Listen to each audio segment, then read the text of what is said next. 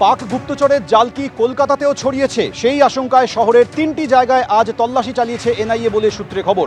কলকাতার 3টি জায়গা আলিপুর, পার্ক সার্কাস এবং খিদিরপুরে তল্লাশি হয়েছে বলে এনআইএ সূত্রে খবর। কলকাতার পাশাপাশি দেশ জুড়ে আজ এনআইএর তরফে তল্লাশি চালানো হয়। পশ্চিমবঙ্গ, অসম, উত্তরপ্রদেশ, হরিয়ানা, রাজস্থান সহ দেশের বিভিন্ন জায়গায় আজ তল্লাশি হয়েছে।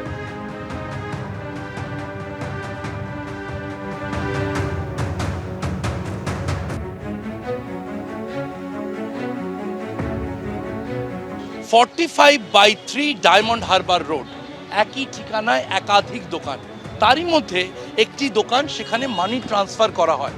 2024 সালে এখানে এসেই মানি ট্রান্সফার করা হয়েছে এবং সেই মানি ট্রান্সফারের সঙ্গে মতিরাম জাট, সিআইএসএফ জওয়ান, যিনি পাক গুপ্তচর বৃত্তিতে ধৃত, তার অ্যাকাউন্টের সঙ্গে লিঙ্ক রয়েছে, তার পরিবারের অ্যাকাউন্টের সাথে লিঙ্ক রয়েছে, এমনটাই অভিযোগ এনআইএ।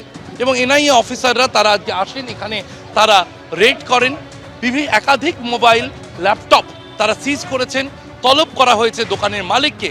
আগামী সোমবার তাকে এনআইএ দপ্তরে তলব করা হয়েছে। দেশের একাধিক জায়গায় যে তল্লাশি অভিযান চলছে, সেরকমই কলকাতাতেও একাধিক জায়গায় এই অভিযান চলেছে।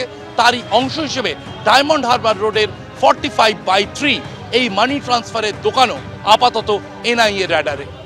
ক্যামেরায় দিব্যেন্দু সিনহার সঙ্গে শিবাশিস মৌলিক, এবিপি আনন্দ, কলকাতা। পাক গুপ্তচরের জাল কলকাতাতেও ছড়িয়ে থাকতে পারে, এই আশঙ্কায় কলকাতার 3টি জায়গায় আজ এনআইএর তরফে তল্লাশি অভিযান চালানো হয়। শুধুমাত্র কলকাতা নয়, দেশের বিভিন্ন রাজ্যে আজ এনআইএ এই অভিযান চালায়। এই এনআইএ রেড নিয়ে শুভেন্দু অধিকারী তিনি কি বলেছেন দেখুন এবার।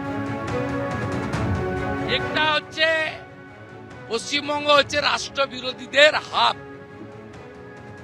এখানে মাকু আছে, সেকু আছে। মাকু এবং সেকু কারা সবাই জানে। যারা যাদবপুরে রামনবমী করতে বাধা দেয়, সরস্বতী পুজো করতে বাধা দেয়, স্বাধীনতা দিবস করতে বাধা দেয়, জাতীয় সঙ্গীত গাইতে বাধা দেয়, সেসব লোককে প্রোটেকশন দেয়। আসামে সিন্দুর অপারেশনে প্রো পাকিস্তানি যারা পোস্ট করেছে, তাদের হালত কি করেছে আসামের পুলিশ দেখুন, ইউপির পুলিশ কি করেছে দেখুন। আর এখানকার পুলিশ, এরা হচ্ছে দামাদ, জামাই।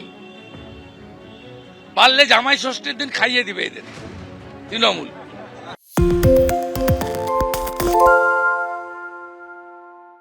শুনতে পাচ্ছি না, বল না।